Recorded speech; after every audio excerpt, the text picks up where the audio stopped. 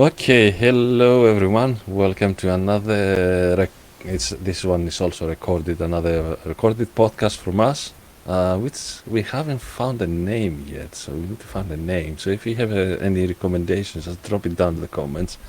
But today I'm here with interviewing myself with a different name. We look alike, isn't it? We do. It's crazy. It's like looking in the mirror. So across next to me, like virtually next to me, is Jonathan Hanley, directly from France. Jonathan is running a church plant there in France, and does different other stuff within the metal scene and culture, which he's gonna tell us about all of them. So, Jonathan, welcome to Thank our you. Hi, podcast. George. Which really thank you that you coming to speak with us, and it's very exciting when we meet new people. So start with like introduce yourself, like tell us a little bit about yourself, who you are, what you do, about your Sure. faith journey. So Sure. Okay. Yeah. Well, I grew up in France. My parents were missionaries here. And my mum was Canadian. My dad was English.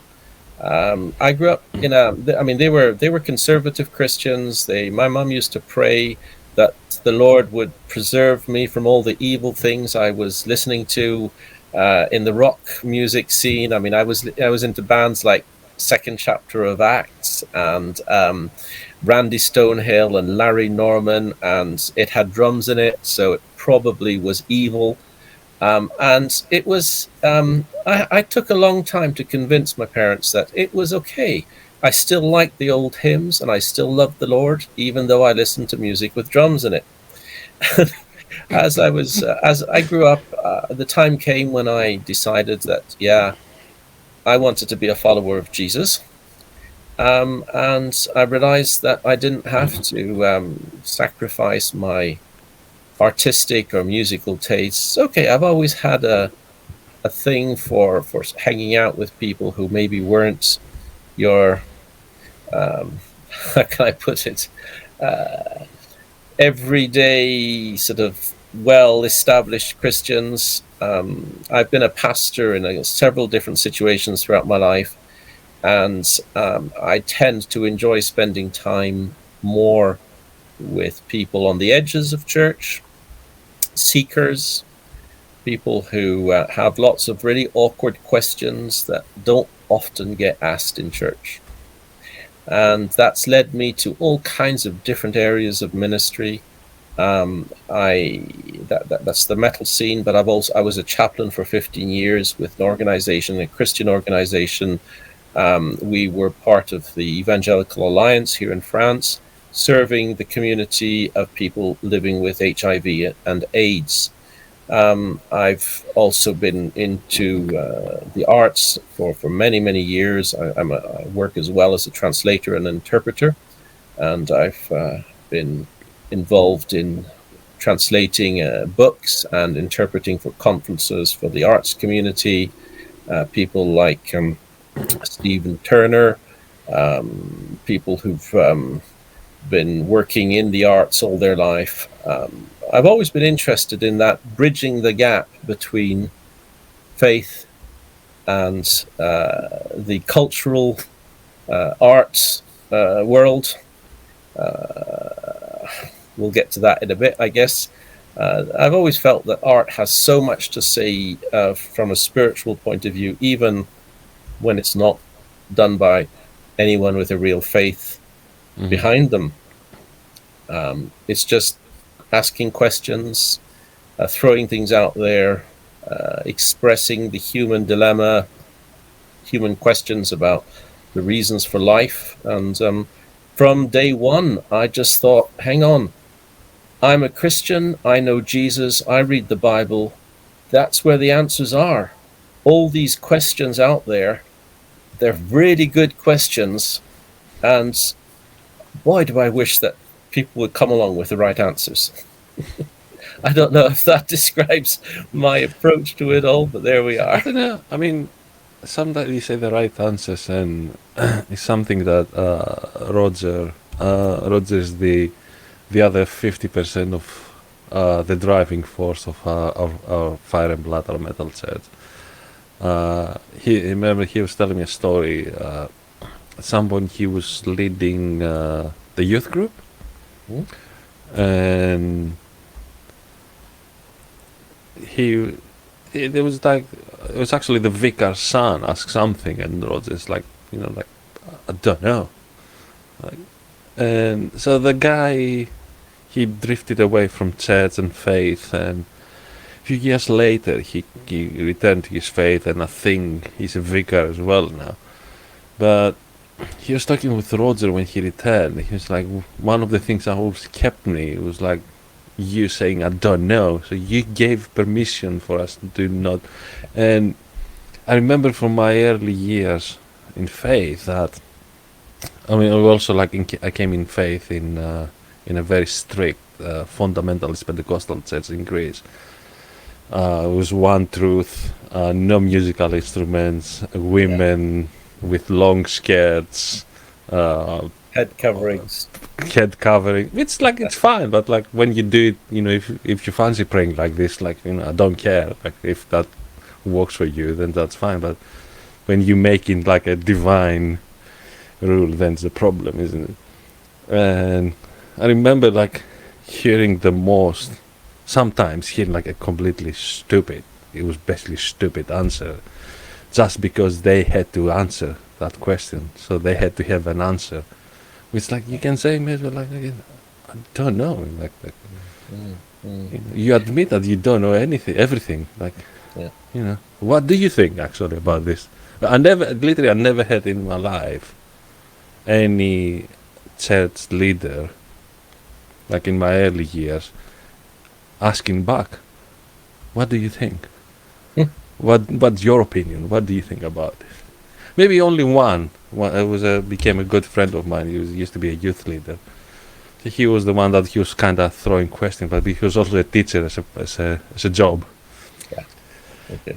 But yeah, in general, I don't really remember people having like Mm. giving It's a permission not difficult. to know. It's a difficult question because we are, as Christians, we are people of the book. We have the Word of God.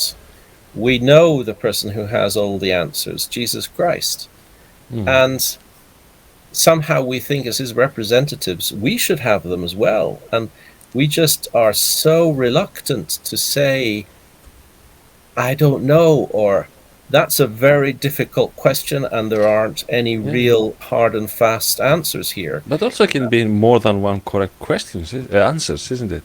Yeah, Because more like than one everyone's answer. approaching Jesus in a different way, so your view might be as valid as mine, I think that was because one it's of the kind of things that coming from our understanding about life and experiences and how we experience God. So I there's think, only one way to God through Jesus Christ, yeah, one way, one truth, but there's so many different ways to of Jesus. being a Christian once you become a Christian.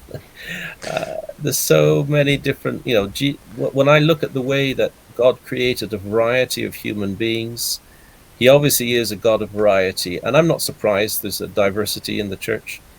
Mm. Yeah, yeah. I say. I mean, there are a lot of some like certain people that I prefer not to socialize. But Mhm. at the same time, like keep your way. Just let's walk separate, safer. Just do your Mhm. thing. I'll do my Mhm. thing. Just like I don't want to have too much to do with you. Just Yeah, because yeah. it's gonna end up bad. Like so, Then for that, everyone's sake, just yeah. You need to let's know who walk you are. separate Yeah, it's true. It is true. separate It is paths true. Yeah, yeah. towards the same direction, the same direction, but on the separate path. Uh, so, so tell me about like your. So you say because you're into rock since young age, if I understand correct. Yeah, yeah. My very first experience of I mean, I understand. I was into music, and then I realized that I liked the high energy stuff. I liked the heavier end of things. I mean, we're talking about the beginnings of heavy. Christian music. Jerusalem, Res Band, Resurrection Band. The very first rock interview, I've done a lot of rock interviews over the years. But the very first rock interview I ever did was Glenn Kaiser of Res Band, Resurrection Band in Chicago.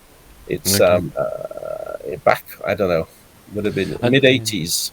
okay. I know all those bands, but kind of never got into them because I kind of, I think, because I was never.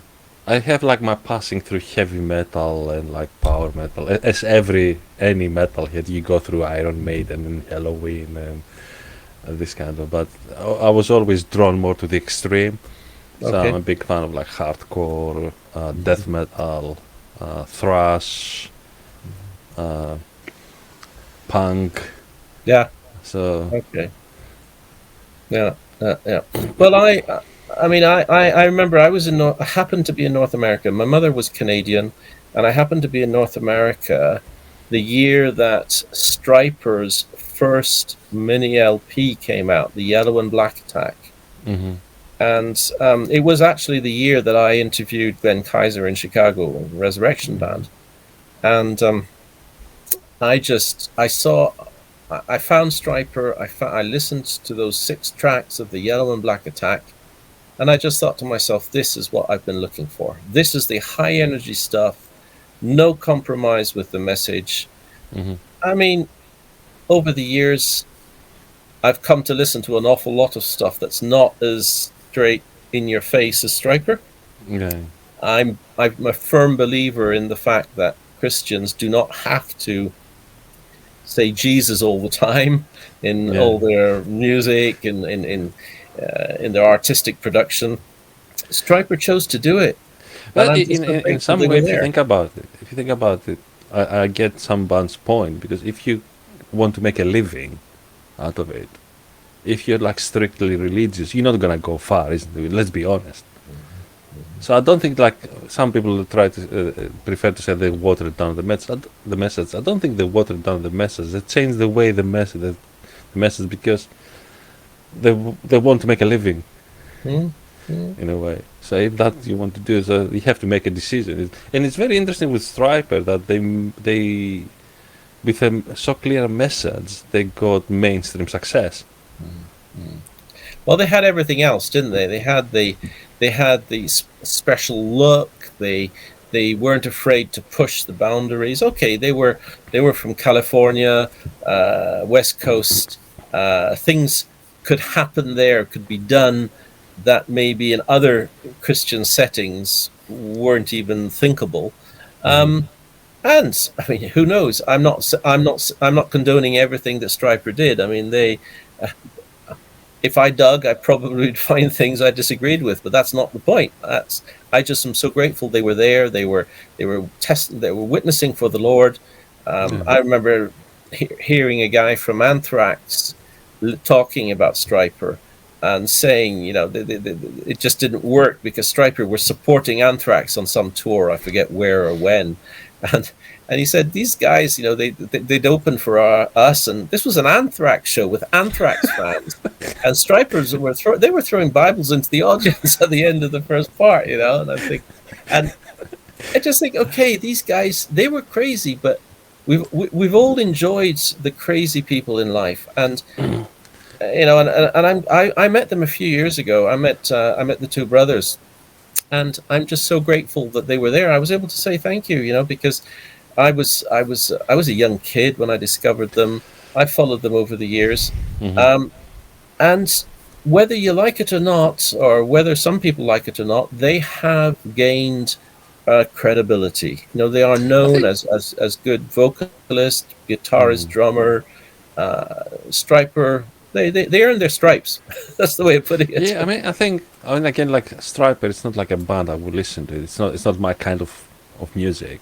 Right. Yeah. But it's kind of you appreciate what they did. And I think because they were so unapologetic and so Mhm. outrageous. I mean, just look at how they've gone off the stage with like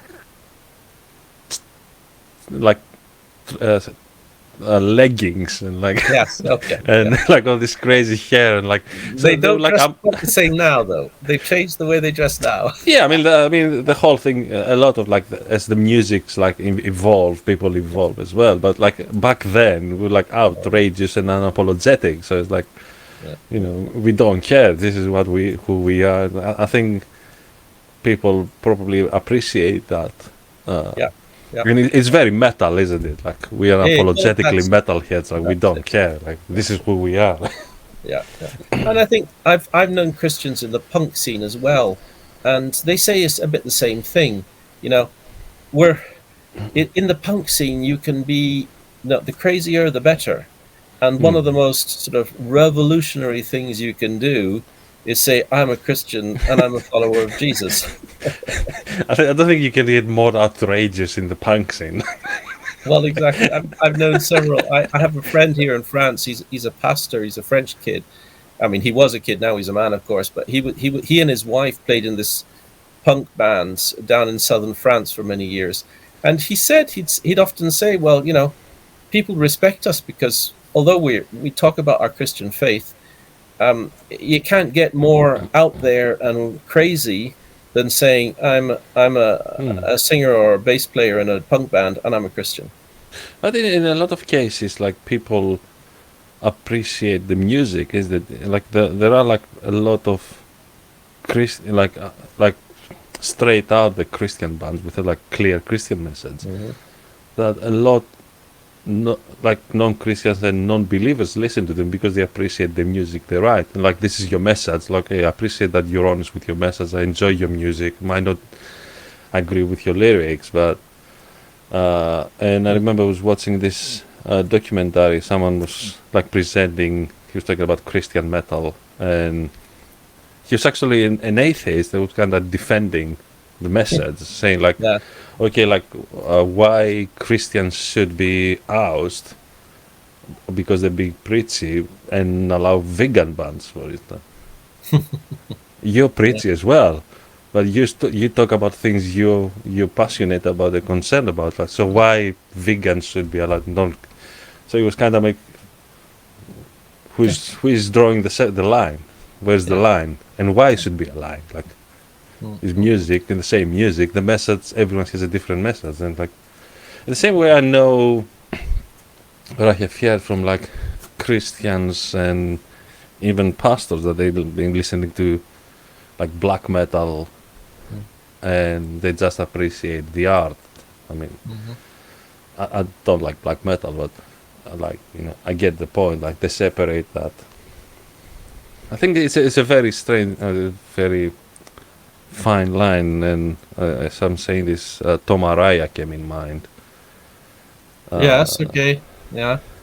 He was talking about his faith and some of the songs and he Yeah. was saying like, yeah, that's all songs like Kerry pretty much writes all the anti-religious songs, but Yeah. they're very good songs. I'm happy to sing them. I don't believe the lyrics, Yeah. like it or dislike, I agree or disagree. I just like, I get his point. Mm. Yeah. You don't have to agree. I think one of the problems as Christians, we've not managed to spend time with people and get alongside people and love them if we don't agree with them. It's not just a Christian problem; it's a human problem. We need to learn. When Jesus said to love our enemies, he didn't just mean sort of help out people who've done bad things to us. It's also a question of getting along with people who don't share our viewpoint. I have people sometimes. I go to a big metal festival here in France called Hellfest. Now, It's I can't happened say in I France. love the name. Sorry? Yeah. I know Hellfest. I wasn't aware it's happening in France. Yeah, yeah. It's called. It's this big. I think it's the second biggest metal festival in Europe, after the German, Okay. after the big German one. But I mean, I can't say I love the name. No Christian can say, yeah, Hellfest, that's great. Let's have a festival of hell. But at the same time, I go there and I meet people who are absolutely obsessed with God and the devil and eternity and the afterlife and life and death. I mean, those are all theological questions. Those are all spiritual questions. And if Christians aren't there to talk about those things, to answer the questions that are being asked, who else is going to do it? But in a way, if you think about it, you don't have to answer any questions as long as you're there and listen and engage into a conversation, and Yeah. you're starting that, you know, to and fro, that debate. Exactly.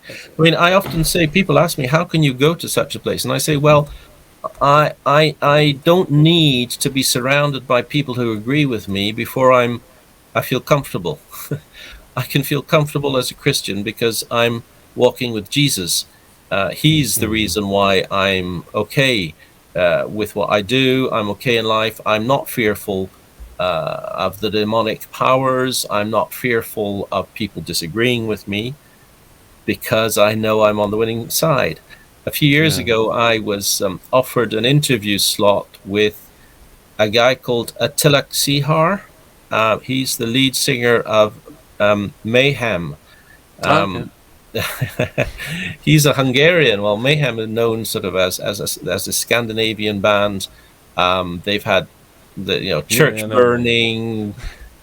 I mean, Sex. Mayhem. They're like a. I don't think any metalhead doesn't know. Even if Yeah, there you say go. I'm not in black metal, but I know a lot about Mayhem because like Mayhem is Mayhem. Like Yeah, you and you I need mean, to know about them. Like you do, and the record rep said to me, you're a pastor. Why don't you sit down and talk to the guys from Mayhem? And I my mean, they're first, weird. yeah, okay, They're they were. absolutely weird. Like I mean, my first reaction was, what could I do with that interview? And it's my wife who said to me, in the Bible, Esther was in Babylon, and she didn't want to do something, and her uncle said, maybe God has put you in this place for this reason, for this day.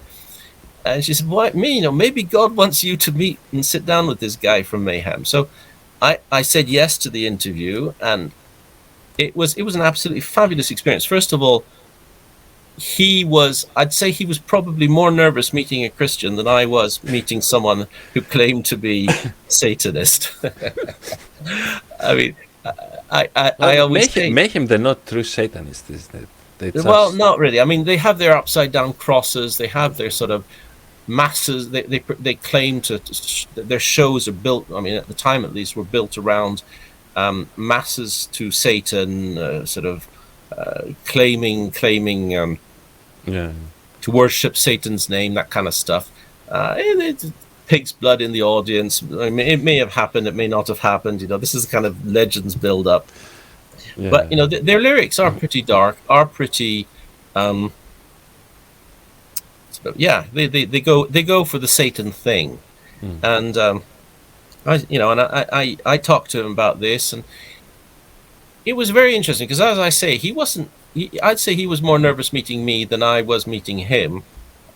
I always say, as a Christian, I know how the story ends. Yeah. I know I'm on the winning side. So when I meet people like that, I'm not as nervous as some people might think I should be. But then it was interesting because we talked. I was given 20 minutes. We talked about whether he actually believes in in an immaterial world, in the supernatural. We talked about whether or not he'd really read the Bible, the existence of Jesus. And at the end of the 20 minutes, the record rep came in and said, right, your time's up. Next journalist comes in. And Attila said, no, I've never had anyone ask me this kind of question. I want another 20 minutes with this guy. And so we actually ended up spending 40 minutes together. You interviewing him, or he was Yeah, interviewing I was you? interviewing him. Yeah, Okay. yeah. And I mean, to be honest, I would like to bring in the podcast like this kind of people, like they're on the opposite side. yeah, They have like yeah, but yeah, you need to choose the right person as well because as you say, it's a human thing. So you can find jerks both in the Christian and atheist. absolutely. And I have this argument with someone on Facebook a few days ago. He was claiming I was saying this scientist, he's a brilliant scientist, but when he comes into faith, he just becomes ridiculous. And he's like, "Oh, you cannot be ridiculous if you're an atheist." It's like, what, what arguments? Like your faith or lack of faith doesn't make you a better human being or a worse human being. Like Yeah. Well, your but I mean, contribution to science, it doesn't make you a good person or a bad person. exactly. But what was very interesting with Attila from Mayhem was the way that he. I mean, he said it's all show business. I don't worship Satan. I said, well, why do you hate Christians so much? He said, I don't hate Christians. I just hate organized religion. And I thought, okay, maybe you and I have more in common than you think we do. I think it's similar, the same thing, it's a very similar thing said, I don't remember his name, but the singer of Bad Religion. Of what, sorry? The singer from Bad Religion. Okay, yes. Because he was asked about like the cross with the yeah. forbidden sign, and he said like, we're kids, we just try to like offend Christians, but at the end of the day it was an opposition to the organized religion that Christianity became in America and the whole thing, which is, and even like songs like American Jesus is one of my favorite songs because like get to the point. Yeah. Like Right. Nationalism and Christianity becoming it goes wrong very quickly. That's true. Yeah. No, anyway, back to talking about my take on faith and metal. I just realized that I like the high energy stuff. I also felt that, well, you've talked about being passionate, being a Christian means being passionate about Jesus Christ, and metal music is passionate, that's for sure, and it just seems to fit. There's also an anger in metal, and that's something that I take on board. People say to me, isn't there a lot of anger in metal? And I say, well, yeah, there is, but certain things in life are worth being angry about. I actually like the expression of truth about certain things in the world that deserve our anger. Child prostitution, the abuse of the Bible hates the abuse. In the Bible, it talks about how God hates the abuse of the vulnerable people by strong people, and that's one of the things that's one of the most common themes in metal, is the abuse of power, and that that needs a metal song, a praise song, a gentle praise song just doesn't work when it comes to talking about some of these life and death issues. I mean, I found something like incredibly, something profoundly prophetic into metal. I think, if I was putting like describing metal with one word, that would be prophetic. Prophetic, right? Yeah. Yes, and calling people out. Yeah.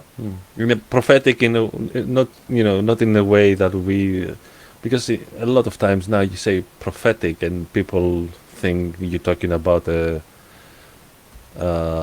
like a crystal ball. Yeah, we're not talking about foretelling the future here. If you see how the prophets in the Old Testament were operating, that's like awkwardness and weirdness and like making people feel extremely uncomfortable to the point of like want to kill you, basically.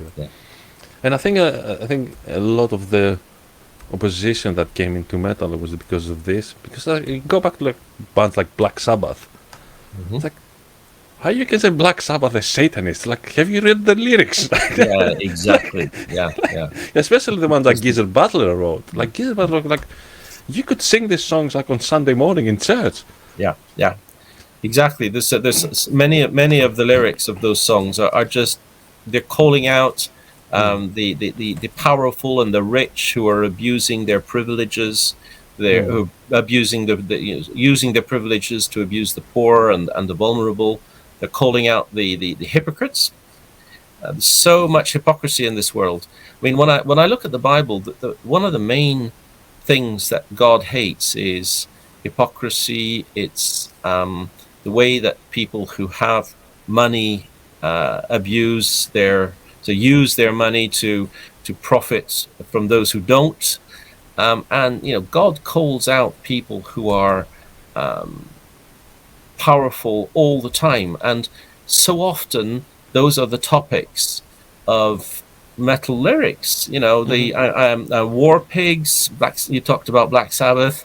But even So, later with Dio wrote like a lot of spiritual songs as well. yeah, He yeah. wasn't a Christian in particular, but a lot like there's a lot Um, of spirituality to his songs.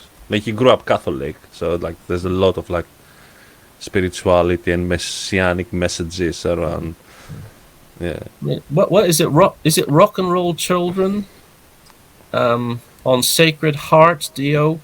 It's talking about looking for something and not finding it, and trying to get free, and looking for truth, and I mean, I don't know if that's what he meant to, but it's just so obvious in the lyrics, and so many songs are like that. And yeah, I write a monthly sort of music column in a magazine where I look at sort of hit songs, not just metal, all kinds of different hit songs. yeah. I've done Genesis, I've done all kinds of stuff. I've done Pink Floyd, I've done a whole lot of stuff. But I've also done like AC/DC's Highway to Hell. I've done Metallica. I've done some heavier stuff as well. And so often it's just so easy to find the spiritual questions, not necessarily the answers. I'm not claiming these people are Yeah. Christians, not claiming it's the way to God, but they're asking truthful questions, questions that need to be asked. I mean, you may have heard of the Christian philosopher Francis Schaeffer. Now, I've heard that he he was a Christian, a thinker in the beginning of the counterculture era, the 60s hippie movement, and he wanted these people who were asking important questions about faith, about art, about culture. He wanted them to have access to biblical answers, and he was a very sort of steeped in the Bible, biblical scholar and theologian, and he's supposed to have said, now this may be true, this may not be true, don't quote me, but he's supposed to have said something along the lines of, in those days, in the days of drugs, sex, and rock and roll, the church was so scared of the drugs and the sex that they forgot to answer the basically theological questions of rock and roll. And it's been part of what my wife and I have been doing for many, many years in the way we serve the church and the way we serve Christians and the arts community. It's answering those basic theological questions, even from people who don't know they're asking about theological things. But then you think about it, how you gonna interact with those people and find the seekers, the one that they have those questions, like if you're not there. Yeah. You know what I mean? So Exactly. and so that's like, picketing metal gigs, they're not gonna change anything. Yeah, exactly. Picketing metal gigs isn't going to change. Yeah, not going to get anybody. Picketing anything. I mean, picketing an abortion clinic won't change anything. Yeah. It's gonna change. Go speak with their moms and see why they want to get an abortion, and work on those. I mean, they may still decide to do it, but I'm not gonna go into. It's a completely different conversation, but it's kind of why you don't talk. Why you don't have an honest conversation, and the ones that they ended up there because they cannot afford. Yeah, a few years ago, you pay for the upbringing. Yeah, well, yeah. You're so concerned about that baby, like you pay for. Give them a solution. Find an answer to their problems. Exactly. Give them a solution. Yeah, and then again, sometimes they decided for their own to still go forward with. It's again, it's a completely different conversation. This one, but there's a practical reason. Sorry. That. when there's a practical reason for that, do Yeah, something about it. do something about it. Yeah, yeah, yeah. Now, a few years ago, I met Brian Head Welsh, the Okay. guitarist in Corn, Yeah, who yeah. came to faith in I'll 2000. try to get him to try to arrange an interview with him. Like I can't. We have some mutual friends Yeah, apparently, so but it's right. kind of hard to get him. He's hard to get hold of. Yeah, no, it's true. Yeah. I met him at Hellfest, and one of the questions I asked him was, "What do you say to Christians who say, 'How can you play in a place called Hellfest?'" And I talked about some of the T-shirts that year. There was two T-shirts that everybody was wearing that were sort of for sale in the merch section. And one was "Your God is Dead," and the other T-shirt was "All Christians to the Lions." And I said, what do you answer Christians who tell you, how can you play your guitar with a band called Korn in a place called Hellfest? And he said, everybody who's wearing those T-shirts, all those bands who are singing their anti-God lyrics, and there are some who do sing anti-God lyrics, it's like it's like they're asking these questions. They're throwing their questions to God. And he said, and all these Christians who condemn them for it, they're like people who can see, who are throwing rocks at blind people. He said, all these folk, they're asking their questions, they're wearing their T-shirts. It's like they're blind. They haven't yet seen the light. And for Christians to condemn them is like you can see you can see your eyes open. You're throwing rocks at blind people. Yeah, yeah. And he said they're just, if we don't play, if I'm not here, if I'm not answering, if I'm not here playing the music, if I'm not living alongside these people, who else is going to do it? And that's, I mean, I once met the same year I went to interview the guy Attila Chihar from Mayhem. I was in the sort of press area, and these two sort of, I don't want to sound disparaging, but I guess the best word is call them rock chicks. Like they had, Groupies. yeah. Well, they were exactly, that's it. They were, and these two girls came up and they asked I had my son with me, and I mean he's a good-looking kid and younger than me, and I think they were maybe more interested in him than If they he were was in older me. than you, I would be concerned. I would be But these two girls, they came up to us and they asked us to if we had something, if we had some a lighter to light up their rollies, and we didn't, and but they sort of sat with us and started chatting. And if you're there, it's because you're either working as a journalist or you're with a band or something. So they said, and so they asked me, so why are you here? And I said, oh, I'm a journalist. I'm writing for a magazine called Evangelical Horizons. And they were like, what? Evangelical Horizons? What are you doing at Hellfest? And that's when I really floored them. I said, well, I'm here to interview Attila Chihar from Mayhem. And I mean, they just thought this was the craziest thing they talked about. I know. And they said, well, why? And I said, well, he asked some good questions. I don't agree with his answers, but yeah. he's asking honest questions, and I think it's going to be interesting to discuss it all with him. And we got talking a bit, and it turned out that they were with what's the name of the band? And Morbid Angel. They were there. Okay. They were groupies following along behind Morbid Angel. Okay. The guys of Morbid Angel, and so we got talking a bit, and they were from Australia.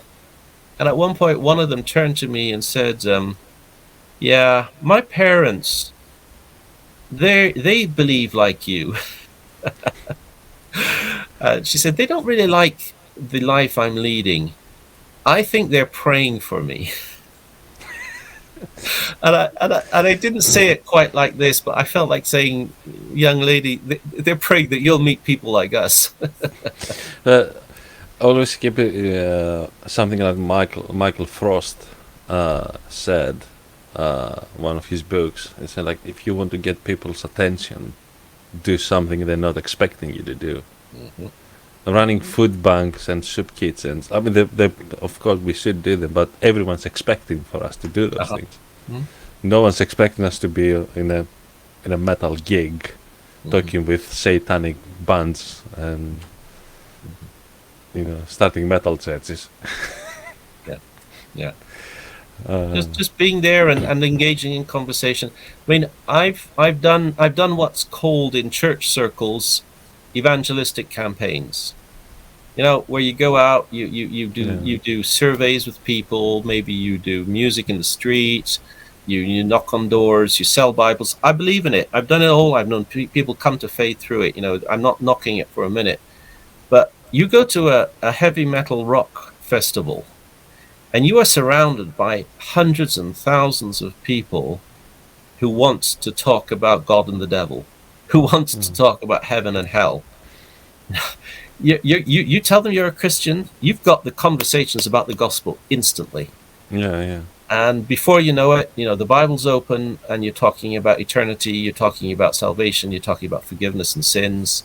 Mm. These are things that these people are so often willing to talk about. You try talking about those kind of things by knocking on doors in your average suburban European city, you're not gonna get very far. It's interesting.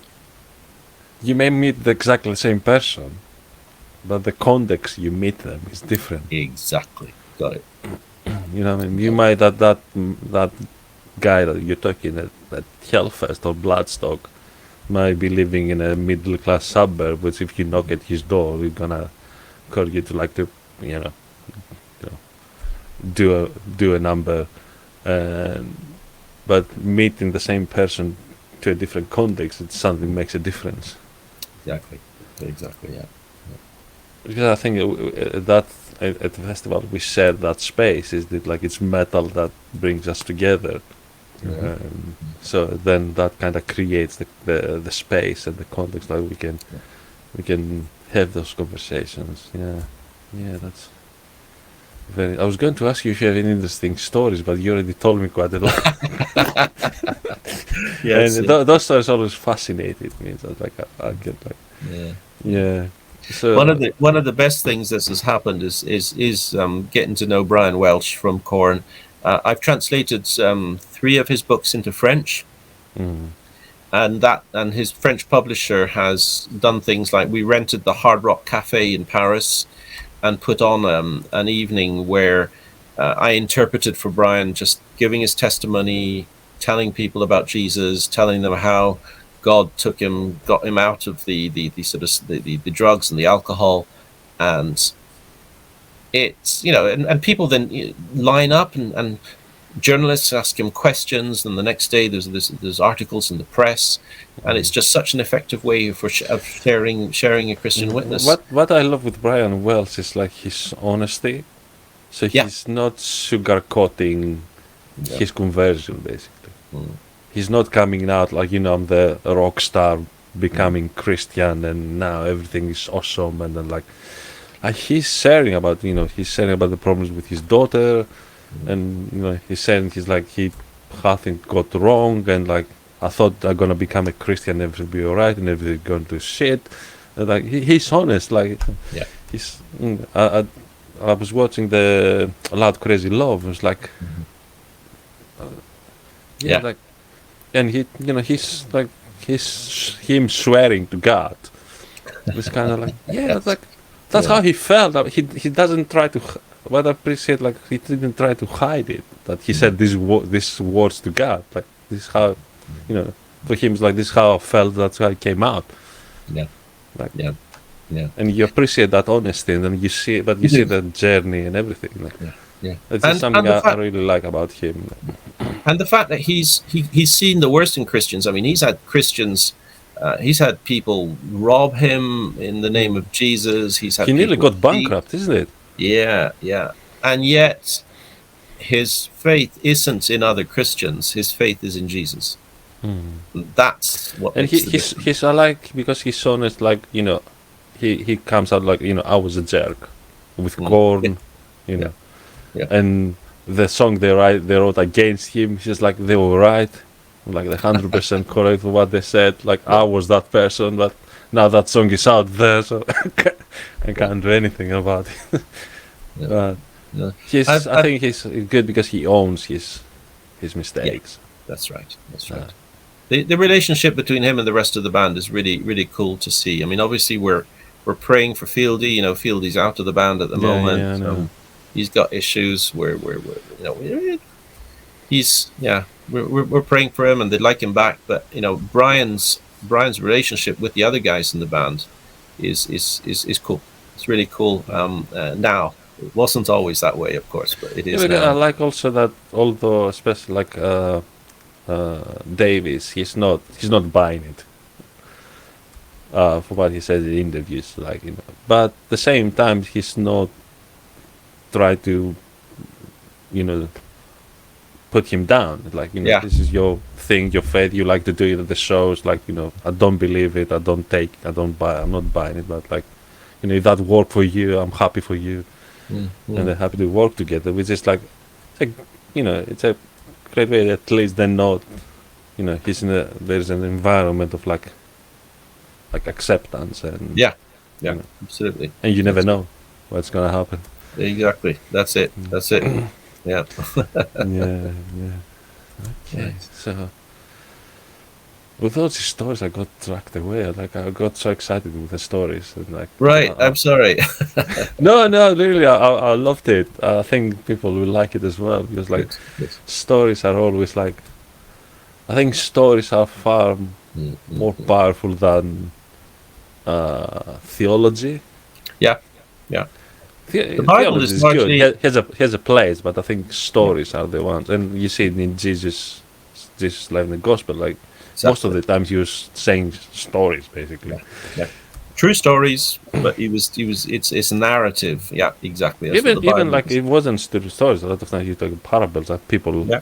it was like, old wives' tales, but like they had a meaning, like Had a meaning. Gave them meaning. what was Yep. going on and everything. So yeah, that was interesting. So I think Good. we can wrap it up here. Like, maybe Okay. we can get you here.